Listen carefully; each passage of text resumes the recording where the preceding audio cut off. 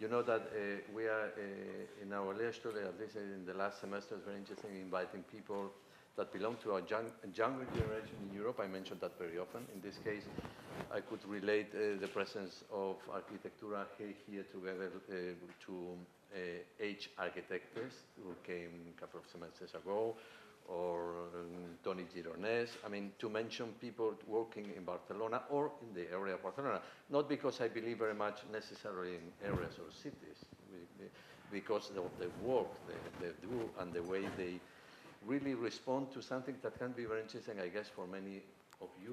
When I mean you, I mention especially the students, because as far as I understand, Arquitectura G was created directly after finishing school.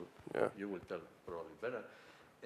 With a group of young friends who were in school together. And this is a very interesting way of understanding how also in times of an economical crisis, like it happened in Spain, and still is partially during the last 10 years, nevertheless became a way of approaching architecture that was really taking all the possibilities of even the minimum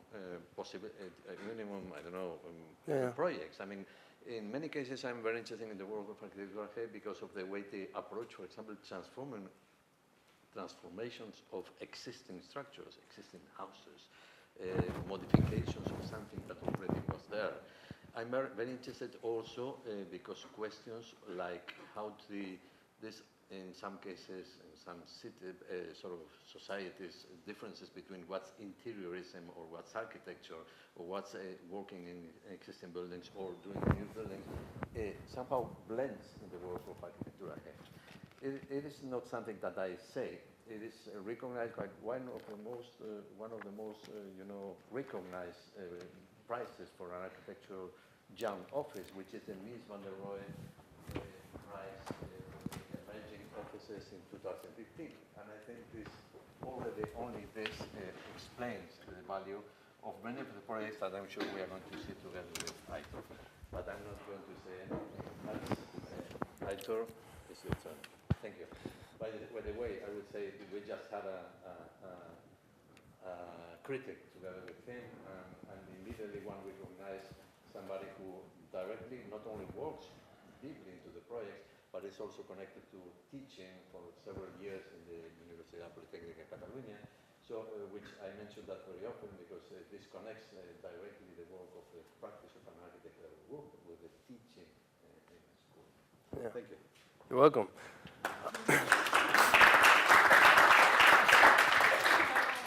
So, yeah, thank you for coming. I know that you are at the end of the semester and probably you have lots of things to do, but I appreciate that you are here. And thank you for inviting me. And well, I will speak about 4 projects of us. As he said, we have worked quite a lot on top of existing realities. I mean, we have done like lots of renovations and interior works.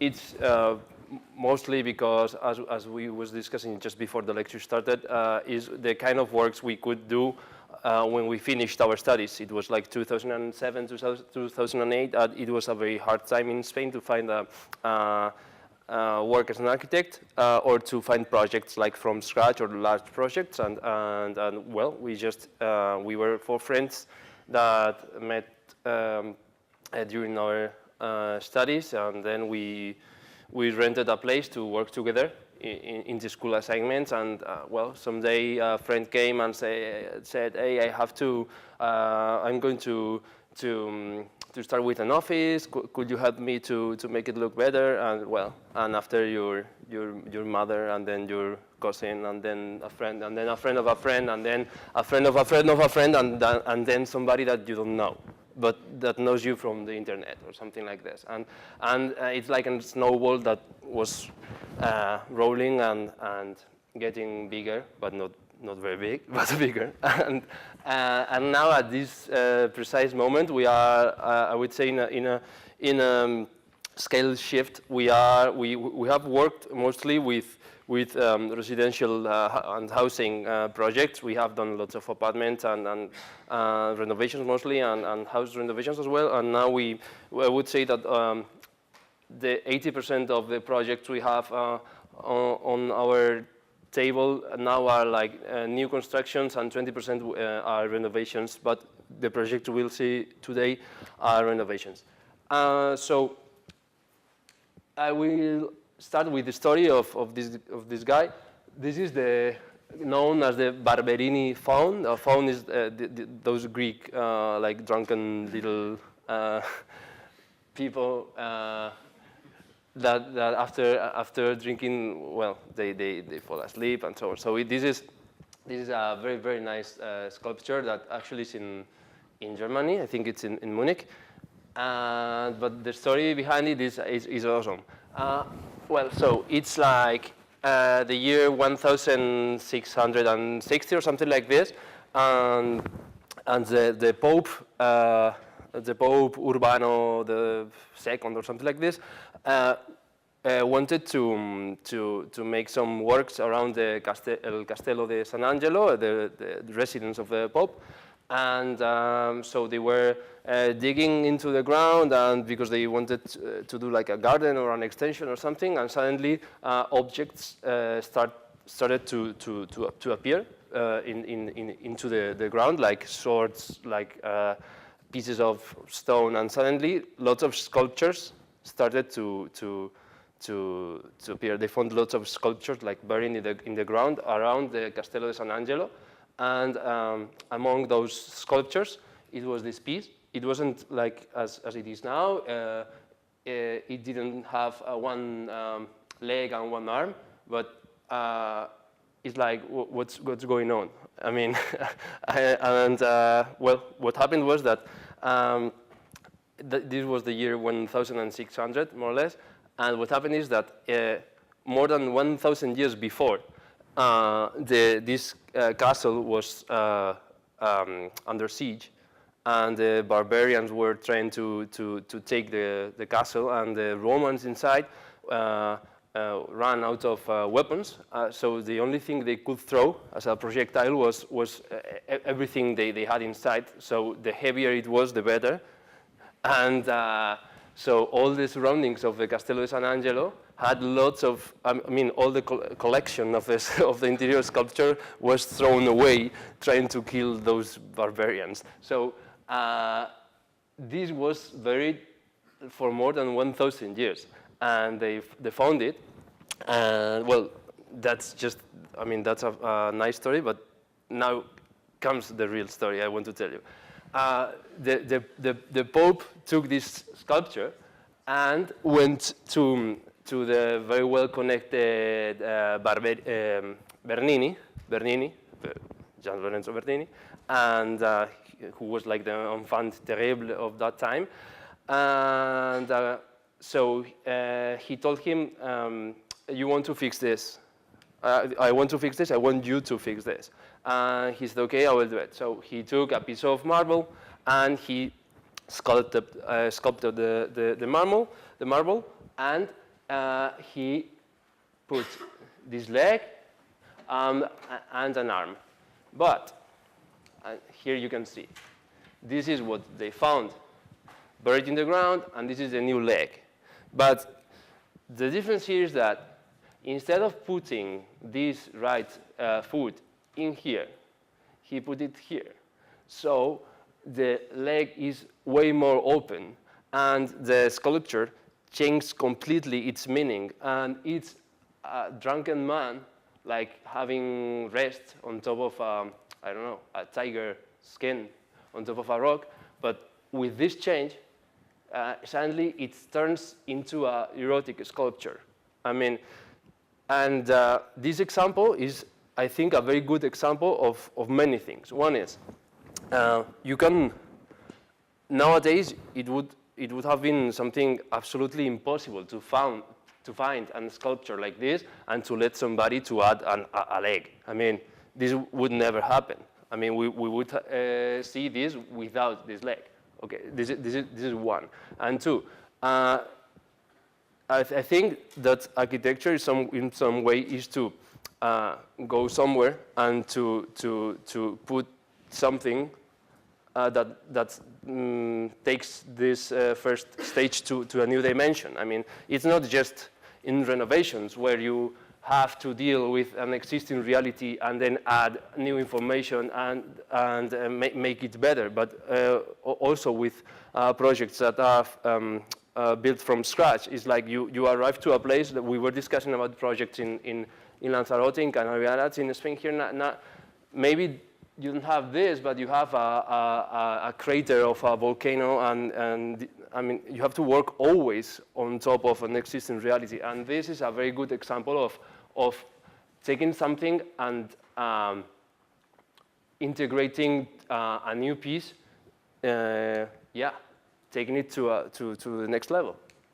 So, and this is the scar. In our works, one of the things we talk about in our studio are the difference between the line and the thickness. I mean, we talk about lines when we, for instance, we have this and this are the contours, the exterior contours of two apartments we have renovated. I mean, this is something that is given by somebody else to us, and we can work, but only inside. You can't manipulate the contour. So, of course, we do change some windows here and then, but I mean, minor changes. And this is just two examples of projects that work with lines. I mean, the perimeter is a line. It doesn't have a thickness because I mean, this wall could be like 1 meter thick or 5 centimeters thick. The project would have been the same. But we like to, even though we are working in interiors, we like to introduce features of exterior architecture into our interior renovations, to introduce this kind of ambiguity of being inside or outside. And this can be done like, for example, to like putting elements that are obviously, that belong obviously to a exterior language into an interior, or you can just make a new interpretation of the boundaries between interior and exterior, like this trench coat. This is the trench coat from Barberini, like the typical trench coat. And Miguel Adrover, the fashion designer, took it, put it like this, and he turned the trench coat into a dress, and it's like you see something that goes. It's not like something goes wrong, but you see like something that doesn't belong, or that shouldn't be like it is. Like something it is interior, but it's exterior at the same time, and it does. I mean, the same happens in here. So, in our interior renovations, the only thing that we could work with was sometimes the top. I mean, the roof of our interventions. I mean, when we were lucky enough to be in the last floor of a building, we always tried to capture the exterior and to bring it down, to bring it into the spaces we design. Well, this is not supposed to be that dark, but it's this. Or like in here, this is I will talk about this project some other day, but it's a very nice project. This is like 70 meters and 10 meters wide, and it's a house for a single man. And so here what we did was this was the original window, and we knocked it down, and what we did was to move the line of the windows inwards, creating this kind of terrace. So this one, it introduces somehow the outside inside. And this has to do with this kind of obsession of dealing with the perimeters we had. So about perimeters. We will start with the first. This was just an introduction. The first project is a renovation of a country house in the countryside of Catalonia, and it's 900 square meter house, quite large, and it was like an agricultural house, just like a farm. And what we had to do, I mean, it was like engineered for production. I mean, all the features it had and all the rooms it had were intended to be something devoted to agricultural production. But here we had to do a paradigm shift. I mean, the owner of the country house told us that it's a country house, and after your intervention, guys, it has to look like a country house. You don't have to convert it into like a modern house. I want to feel like I am in a country house and not in a modern house. So don't just keep an envelope with the shape of a country house and put modern stuff inside. And well, modern, it's that's another issue. And so the paradigm shift. This is by Mario Bellini in the 1972, and this is called the Kara Sutra. And in the early 70s, I mean the cars, the faster they were, the better. And he proposed this, a car where the least important thing is to drive. The most important thing is to enjoy the trip. So it has this removable roof where you can stand up and take pictures. You can lie down. You can do what you want, because the important thing was not to drive, but just to be there. And it's this is like 40 years ago, and it's awesome how the future cars will probably look like more like this. Rather than like a sports car. Well, it didn't even have the driving wheel. So this, but still is a car, you know. So we had to do the same. It still had to be a country house. So the grass that was for animals now has to be for just the rest. The water for the animals has to become a swimming pool. But I mean, the machine of agricultural production has to become a machine of joy. And this is it. So when we arrived, we saw a set of like 20 rooms all together, and they didn't have light, ventilation. Well, they were mostly for animals or for tools or for things like that. And it was like this. Like this. So yeah, 27 rooms. And this is what we did, because we first of all we wanted to understand where we were, because it was like a maze. It was very difficult to know where you were. So we started working with models and learning how the farm was with models, because it was impossible there. So it was like the main house, and then it had like 1 and 2 extensions over time, because, well, this is like an organic growth. I mean, when you need something, you just add an extension and that's it. And then this kind of tower that was here.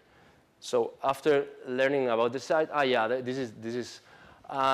this was like 900 square meters, and the people that lived there when our clients bought it lived in only 40 square meters, like with this bathroom, this was the bedroom, and this was the kitchen. And the rest was abandoned. So we did a first project. One of the things they wanted was that it, besides that, the fact that it had to look like a country house that I said before, they wanted to share time with friends, so they wanted it to have some. I mean, all the rooms had to have their own bathroom, and they had to work as separate pieces with a certain autonomy, and then it had to have like a huge table for 20 people. And things like that. So this is the first project we did. But in terms of material, what we did was to strip off everything, and we demolished all the dividing walls, and we kept just the stone walls to keep just the spirit of the original construction.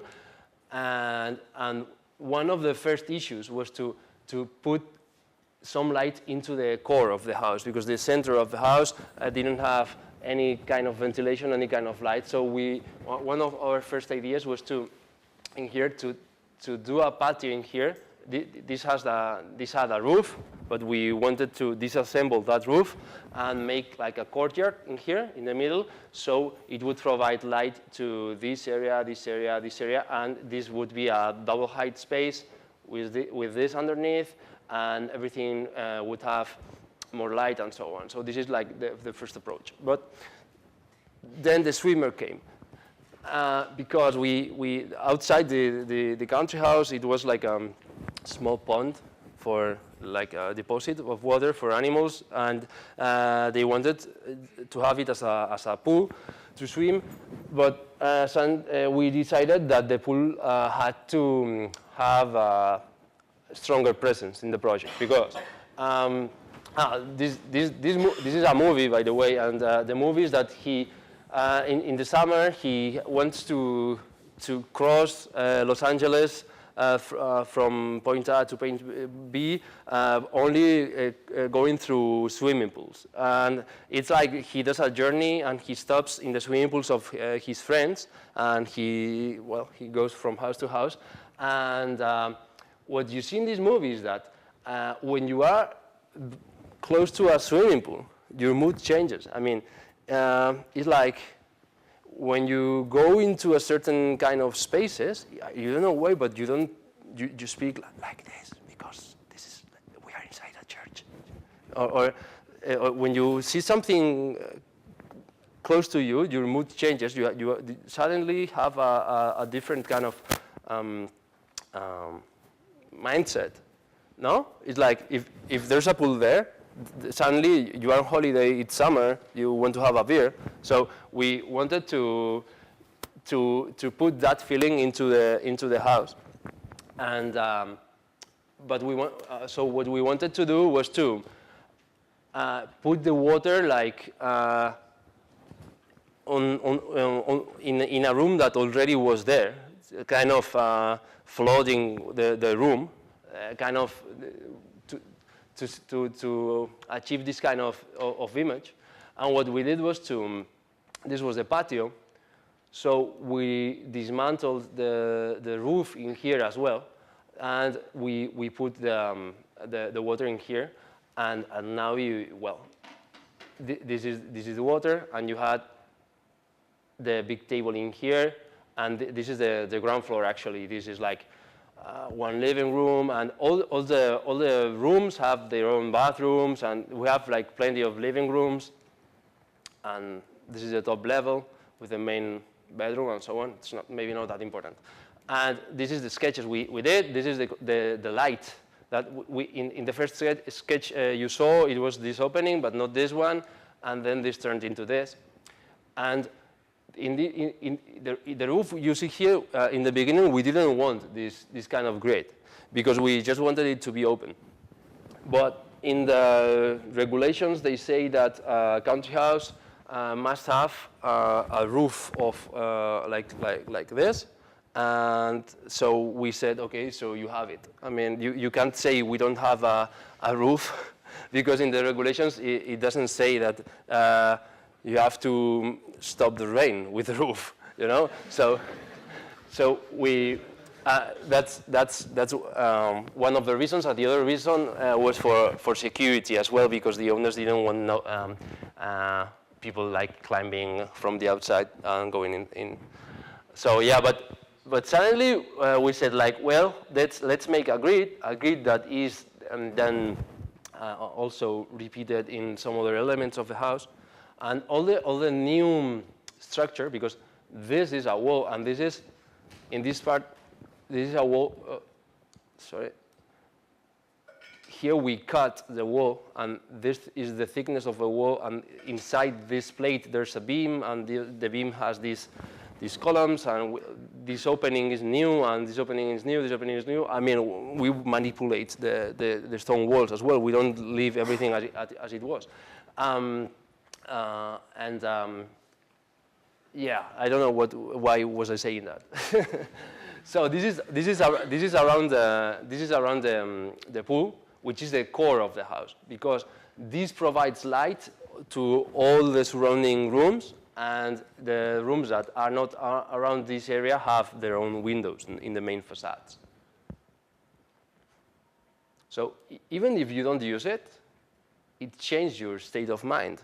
The presence of water. It's like the gardens of Barragan, the architect. Like, I never go to my gardens, but I have them there, and I feel better. It's like you see them, and it's enough. Well, they use it. So yeah, this is the area around the you see we have plenty of fireplaces, and this is the same element again. This is the other patio the house had, and well, divisions for privacy and so on. So we wanted to. Now they live there, but in the beginning it was just for the weekends and holidays, and so we wanted to go for a state of mind of having rest all the time, you know. So, and we liked the idea of being in that house on holiday with some friends. Let's say your couple and then another couple, but maybe you don't see each other because you are in the room, you are in your own living room, then you see each other to have dinner, then I mean, it's like we like that idea that you can spend the whole summer in this house. And so we have lots of different living rooms, like this. This is the pool. Or this is the living room of them. Do you see these tiles? Keep them in mind, because I will talk about them again. These materials this is like the typical glazed tile from this region of Catalonia, and we just used I mean the local materials and in a very traditional way, I would say. I mean the way the country houses use it. So one thing that happened is that it was a very chaotic.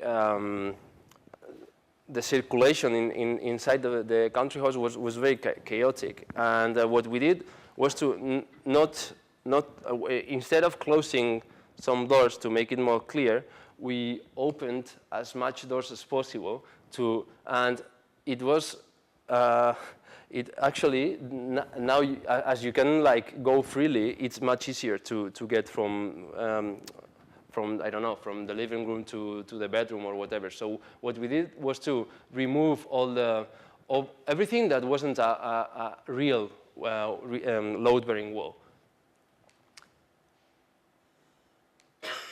The story of the fireplaces is that we use lots of fireplaces, and we've been discussing it in the studio, and why the fireplaces? It's like something very primitive, because I mean, what's the function of having a fire inside your house? I mean, it's like, well, if it's to cook, I mean, in your kitchen you can cook much better, faster, and in a cleaner way. If it's to feel warm, I mean, you have a heating system which is much better and more efficient than the fire. If it's to have light, we have electricity. So what's the point to have a fireplace? Well, I don't know. It's maybe something like when you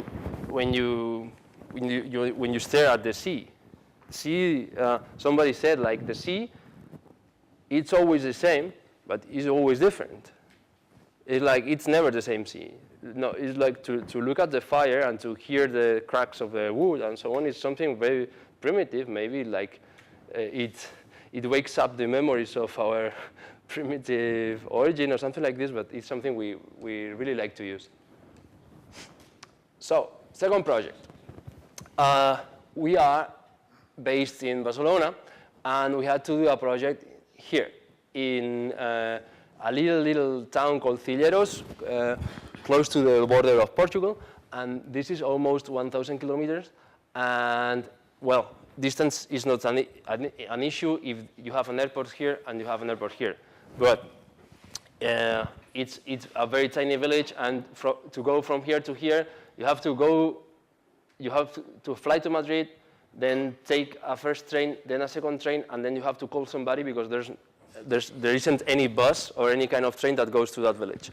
Or you have to fly to Madrid and then rent a car and drive for some hours.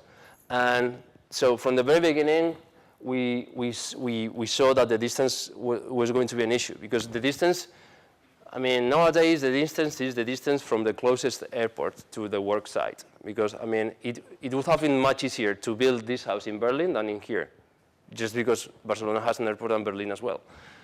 So when we went here for the first time, we saw this. And this is the landscape around the village. It's absolutely awesome. It's like these kind of rolling hills that go softly up and down with these cork trees and with these flowers on the sides of the road. It's like, I mean, awesome. And I recommend you to go to that area of Spain. I didn't know it, and it's very, very, very nice.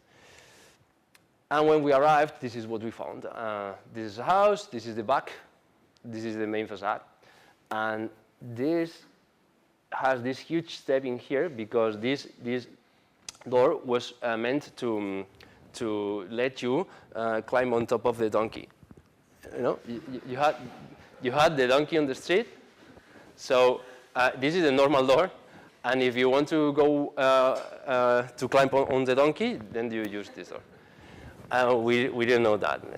So there's this part of Extremadura is in danger because all the young people is moving to cities, and these little towns are like becoming ruins. So there's this foundation that wants to preserve the architectonical heritage of the area, and they buy houses, half-abandoned houses, and they sell them super cheap with one condition.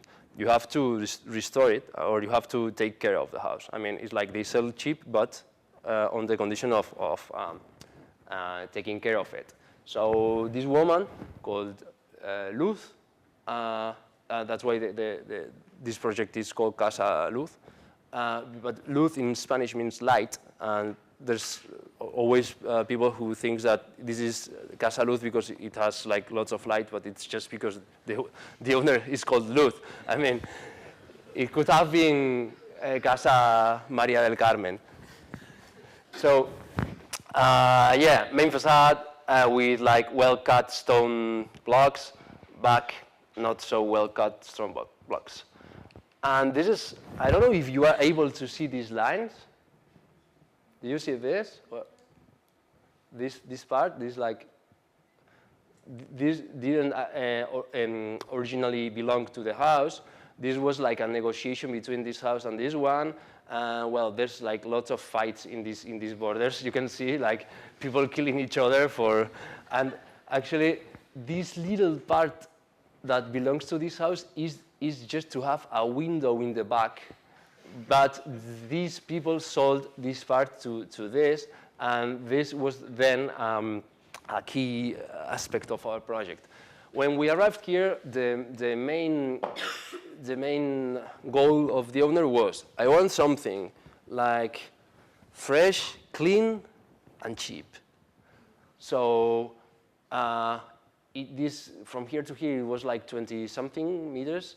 And we said like, okay, so the less square meters we build, the cheaper. So we did this patio in the, well, patio, I call it patio, but there's a courtyard, I don't know how you call it. Hole in the middle. And so this section is like self-explanatory. I mean, it doesn't need much of an explanation. But what we wanted was to understand the lower level as an extension of the street. I mean, we do like nothing in here. And for the summer, it's very, very nice because you can stay there in the shadow, or at night you can have your drink there and spend a great time. And in the winter, or to leave your bicycles, or it's just nothing, and a door here. And here we have four different trays, let's say. You have a room with its bathroom, a room with its bathroom, kitchen, living, and that's it. So in the beginning, we thought of using like semi-prefab structures of CLT, you know, the cross-laminated timber boards of for floorings and so on.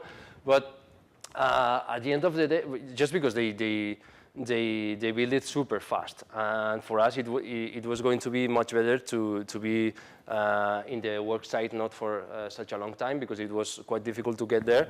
But at the end of the day, it wasn't so cheap, because they had to bring it all the way from Austria, and well, maybe it didn't make sense to do it. So instead of doing this, what we did was to use the cheapest slab system we knew, which is like metallic profiles, and then ceramic boards and concrete on top of it, and that's it. So what we did was to, instead of going like once a week, we went like once a month, but for a week. And during that week, we were there with the workers from early in the morning until until 6 o'clock, 7 o'clock when they stopped, and then we went for beers with them. But during the day, we were like fighting, and at the end of the day, we drink the beer of peace. And well, so most of all the details of the project were drawn on site. And these two brothers are well, Miguel and Felix, I think it's. This is like putting the metallic profiles and with the light of God. And so in this section, you can see that this level and this level are not in the same level, and this is something we realized after, because we didn't have money to send like a 3D scan or something like this to take all the measures, and this was just mud, and the way we could take the measures with the measuring tape, well, you can imagine. So when we were there, we realized that and this is the facade. I mean, this level and this level were not in the same level, and the same happened in here. But this actually was an opportunity, because what we did was to separate the functions, like room, living room, kitchen, and in here we did an exterior. I'll go for pictures. This exterior walkway, so we could clean the windows, so we could have the windows from floor to ceiling, and in here this would have the height of approximately 45 centimeters, which allows you to sit quite comfortably with your well, being half outside and half inside. And another issue was the tree. We wanted to put a tree in the middle for many reasons. One of the reasons is to keep some privacy between the bathrooms and the more public areas. One of the reasons was to be in the public areas. I forgot to mention that in this site we have wonderful views of the mountains and trees. So you are here between two greens, your own tree and the tree of the outside, and you can feel the change of the seasons. You introduce the movement inside your house, because the shadows the tree drops are changing reality. Suddenly, as the interior is painted white, it becomes a little more like greenish with the reflection of light. I mean, yeah, we thought it was a good idea. But for the people in the town, it was a very weird idea, because they work mainly on like agriculture, and they have lots of fruit trees around, And for them, this is like, well, like bringing work home, you know? It's like, I've been all day long with the trees. Do you think I'm gonna put that tree inside my house? Are you out of your mind? And, and these windows have no glass. And so this means from here, you can hear what they say outside. And it was and this is quite fun. This street is called Calle de la Iglesia, which means street of the church. And in this town, I mean, people is old and people die. And like every week, the whole town was going to the church for a funeral, and then coming back, and they were like, you know, like saying, well, this week they have been doing this. And in the beginning, it was like the weird house. Then it was the house of the tree, and now they call it the house of the internet. So no, but in the beginning, I mean, it's a very tiny village, and they were like looking through the windows like this when we arrived, and now it's like they like to have this house in the town. Yeah, and here you see that we split this in the floor is split in into two windows, and this is the ground floor with the tree and the glass I mentioned before. This is the glass. And this part that belonged formerly to the neighbor now is the perfect place for a stair. And this way, the stair goes through the public areas, the living room and the kitchen. So the rooms don't actually have a door. It's all completely open. As I mentioned before, it had to be super cheap. I mean, there's nothing in here. The windows are the cheapest frames on the market with double glazing. The kitchen is just IKEA and a marble worktop. And everything is with a minimum of economical means, but with lots of intention. For instance, we wanted to make a clear distinction between what we found there, like the rough walls, and what we add there. I mean, we like the fact that the layers can be written. We have like a more harder, more mineral new ingredients, and then the rough and maybe softer old ingredients. Then, for instance, the choice of the materials is like everything is white because we wanted it to have lots of light, and because painting white is cheaper as well. And so in here in the ceilings, we used this material not only because it was cheap, but because it was it had this terracotta color, which brings lots of warmth to the interior and adds some ambience to the intervention.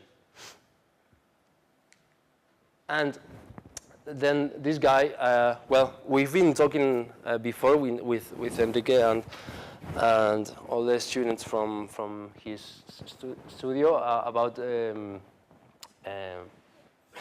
Lanzarote, and this guy is César Manrique, and César Manrique, well, this is from Apartamento magazine. We are in charge of the architecture section of this magazine from like 10 years ago. And we do different conversations on different architects, and in this case we talked about the houses of César Manrique. And one of the things that we always try to do is to use the toilets and the bathrooms. I mean, not to use them. I mean to give them the same importance as to the rest of the rooms. I mean, a bathroom for us is a room where you can have a bath, but it's a room. I mean, it's not like the rest of your layout. And so here I have some space, I will put the toilet. César Manrique said the toilet, the bathroom, is the first place you see when you wake up and the last place you see when you go to sleep. So it had to be a pleasant space, a good space, a space with quality. Maybe it's more important to have a good bathroom than having a good bedroom where you just go to sleep. I mean, think about that. Where do you spend quality hours? Yeah, I mean, you have. This has to do with leisure, with a more hedonistic lifestyle, if you want. But it's true. I mean, it's a room, and it's a very important room. For us, in our architectural practice, the water and not just the swimming pools, but the bathtubs and everything related to water is very important. So. Well, this is not ours. This is Cesar Madrid. But here, this was so lucky that they had this good weather that, I mean, you don't have to have a window because they have a very good weather. You know, this is something I envy a lot. So here we had the bathrooms. Well, it's not Cesar Manrique's bathroom, but the bathrooms are very, very open and very much in contact with. You have here the basin, very much in contact with the patio, and from this window, when you are brushing your teeth, you can see the stars. And this is something like very pleasant, and we always try to do in our projects this to give a high degree of importance to the toilets. Okay, this is another country house, quite close to Barcelona. And in this case, it is in the middle of nowhere. I mean, it's like, well, this is a foggy day, but it's in the middle of nowhere. So this was an issue for the project. Another issue was that this was actually this, and in the beginning we wanted to, well, there's a catalog of heritage in Catalonia where you have a list of country houses that you can't change because it's part of the heritage. In this case, this was just like a very bad quality brick and fiber cement roof, and in the interior you had this, but it was part of the catalog, and you had to keep the shape of the exterior, and the windows had to be where it were before, and you had to keep everything like it was. Like, do you see this kind of shapes? Well, this is because it was like this. So what happened? When we started working on this, it was obviously much more expensive to keep it than to demolishing it. And what I mean is, like, the criteria behind the selection of what is part of the heritage and what is not is very, very important. And this list should have been made by experts that obviously know that this is not part of the heritage with these prefab beams and I mean, this was just a place to keep the tractor, and that was it. It's not even old. It's from the 50s or something like this. Anyways.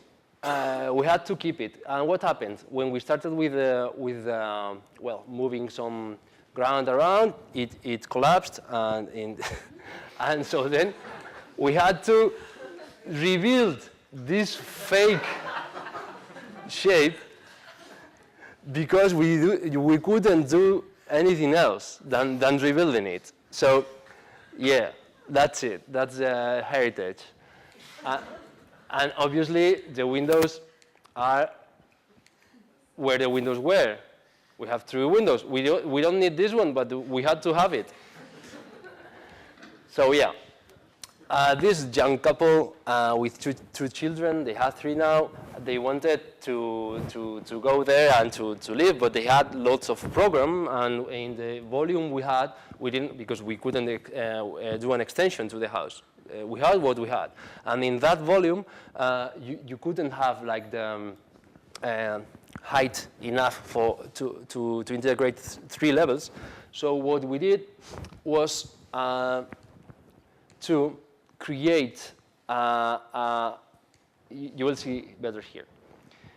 all this level is 1 meter below the zero level. So what we have is this is like the ground level, and this is an excavation. And here we have the exterior terrace, and this is the kitchen. So what we have is to add, suddenly we have one extra platform, and we can put inside all the program they wanted. So what we do here is, it's again the same story. I mean, we have a patio in here in 2 levels, 1 and 2, and some stairs in here. And around this patio and stairs, we have different levels that go ascending. So this is the top patio. And another important question to make this decision was that as you are in the middle of nowhere, to take a chair and to stay outside of your house, just look into the infinite is quite, I don't know, it's not very like, you don't feel like you have some shelter. So to build some shelter, what we did was to create this wall and also a pool. So you have like a perimeter defined by a low wall, and when you sit down to eat or something like this, you feel you are like surrounded by something, and you have this feeling of shelter. And this has to do a lot with some things I've seen today in the presentation of the projects of Lanzarote, like being in nowhere, and then suddenly it's like you bury yourself a little bit, so you define a space. So yeah, first floor, twin rooms, and this is a double height. Another question we did was to, this like rough texture we have in the outside, we brought it inside only in the structural elements, and all the rest is wood or white. This is the 2 rooms. They can connect to each other, so the brothers can play together. And these stairs go to the main room. As you see, these are the stairs, and this is the bathroom. As you see, as I mentioned before, we give importance to the bathrooms, and this is a picture with the pool. And this is the last project. I think we are like late, or? You can explain it maybe a bit faster, but we have time. Okay.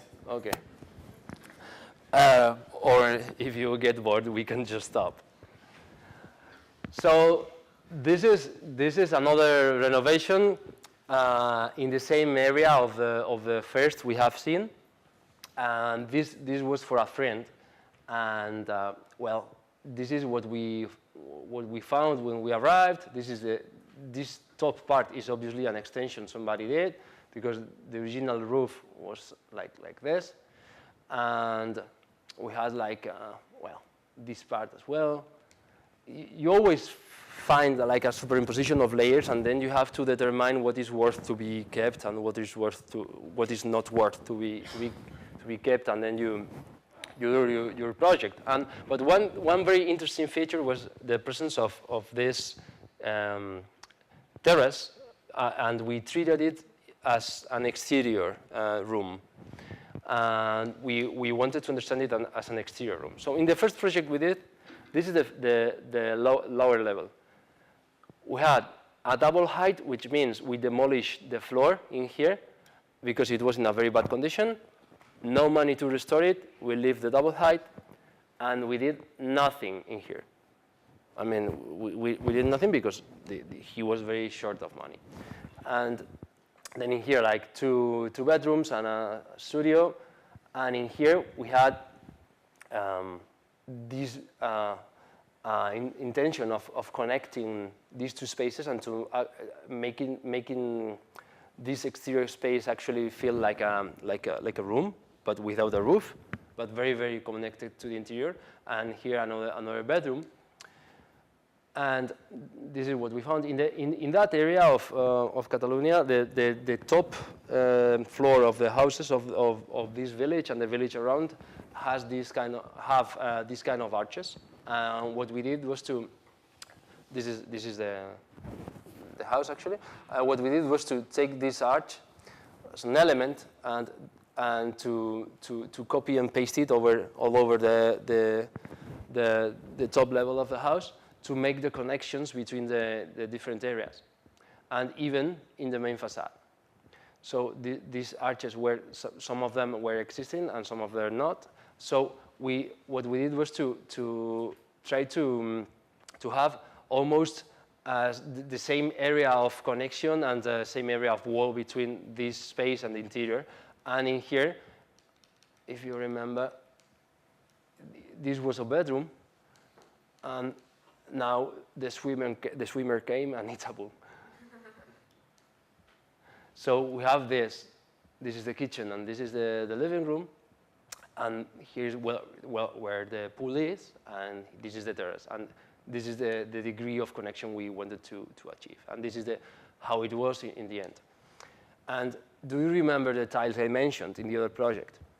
Well, so the contractor had some, I mean, they didn't use all the tiles in the other project, so we told this guy, hey, not so far from here, there's a house with some boxes of tiles that maybe they can sell to you. And so they talked to each other, and actually the contractor was the same. And actually, it was the guy we found in Cilleros, Extremadura. And we brought, but he was very good and very cheap. And when we finished the house in Extremadura, and we had the project of the first country house I have shown today. We called him like, hey, would you come here for this? Yeah, and then he did too. And well, this is just some of the pieces left from the other project, and they are quite close, and they are very. I mean, this is the material of the area, so yeah, it's quite easy to put into the context. And these window frames were white, but the mayor of the village was very angry with us because he thought we were doing like very weird stuff, and so he said that there was a chart of colors in the regulations, but was not available on the internet. But they had like a paper, and well, it was impossible for us to make it white. And all the rest of the houses, like the house next door, have like PVC white windows, and nothing happens. and but we were with him in the street, like, hey, but look at that, and what happens with him? And or with, I mean, well, it is what it is. So we are now going down. We started in the top level. This is the main living room with bathroom, and which is this. And this is the double height I mentioned in the beginning, with the spiral staircase that turns into a regular staircase, which is this. And this is the lower level. And finally, we did a double room here. It's for guests, so we have two double rooms in the same room. Well, in here and in here. And this is the view when you go inside, and this is the arch, like brought onto the main facade. And this is like the view of, well, you see that the other arches in the town and so on. By the way, this color is not legal, but. So our intention was to have all these elements white, but, well, some other time we will do it. So thank you very much for staying here. That was it.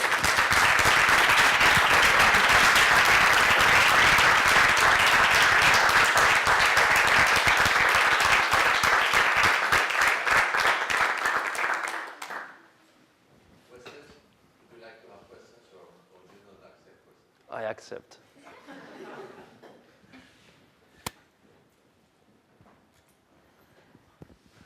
The question can be, can we leave?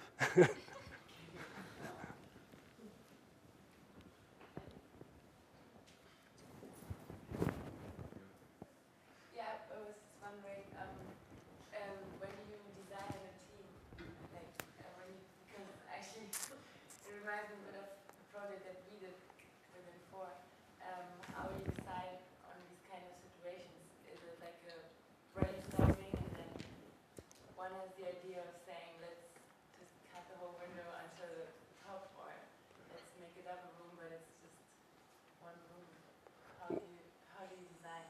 Well, it's usually what we do is that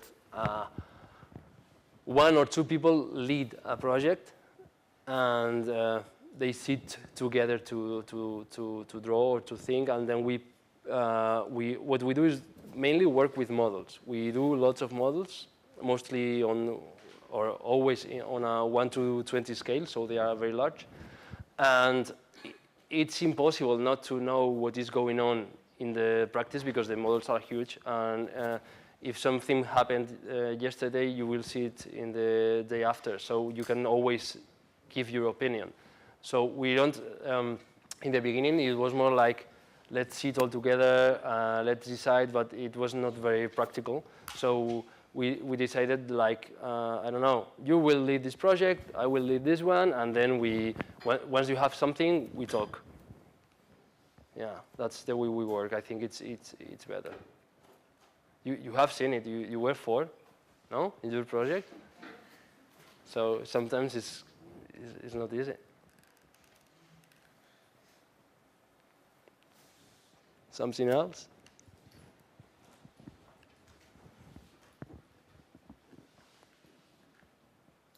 No questions? Okay, so then thank you very much. I think the lecture was super interesting. It was really this, you transmitted how every problem or inconvenience is immediately turned into an opportunity. So at least for me, it's a real lecture about how to deal with this complexity that is not only about the buildings or the history, it's also about the common facts that every day happens, especially when I know the stories of working in these places, no? Not exactly in those, but in this type of situations. So this optimism, I think, is the best message that you could give to the students. Thank you. Yeah.